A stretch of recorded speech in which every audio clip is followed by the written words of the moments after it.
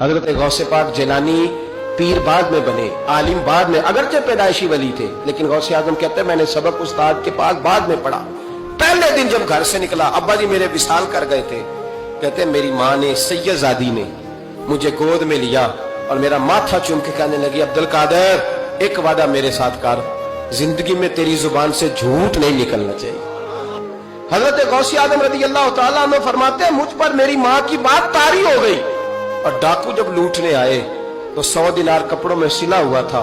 وہ کبھی کسی نے ڈاکوؤں کو بھی بتایا کہ پیسے ہیں تو لے لو، یہاں تو شریعت بھی بڑی ساری گنجائش دیتی ہے کہ بچاؤ اپنا مال، لیکن غوث اعظم رضی اللہ تعالیٰ عنہ فرماتے ہیں ماں نے مجھے آنسوؤں میں لپیٹ کر دیا تھا، لپیٹ کر کے سچ بولنا ہے۔ تو مائیں عظیم ہو تو پھر بیٹے بھی عظیم ہی ہوتے ہیں، ماں عظیم ہو تو بیٹا بھی پھر عظیم ہی ہوتا ہے۔ لپیٹ کر سچ کا تحفہ دیا تھا۔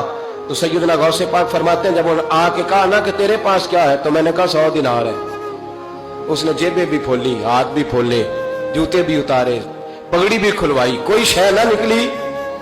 تو کہتے ہیں وہ سردار کے پاس لے گیا، کہنے لگا سردار یہ عجیب بچہ ہے، کہتا ہے 100 دینار ہے، سارا ڈھونڈ لیا ملے نہیں، تو یہ جھوٹ بول رہا ہے۔ تو کہتے ہیں جب اس نے کہا نا جھوٹ بول رہا ہے، تو حضرت غوث اعظم کہتے ہیں مجھے جلال آیا، غصہ، میں نے کہا خبردار یہ بات نہ میرے ساتھ آج کے بعد کرنا، میں جھوٹ نہیں بولتا، یہ میرے قریب نہیں آ سکتا، خبردار۔ یہاں بچوں کو غصہ تب آتا ہے جب مرضی کا برگر نہ ملے، غوث اعظم کو غصہ کب آیا؟ خبردار سارا کچھ کر، آج کے بعد یہ لفظ نہ کہنا میں جھوٹ بولتا ہوں، عبدالقادر جھوٹ نہیں بول سکتا، ہو ہی نہیں سکتا۔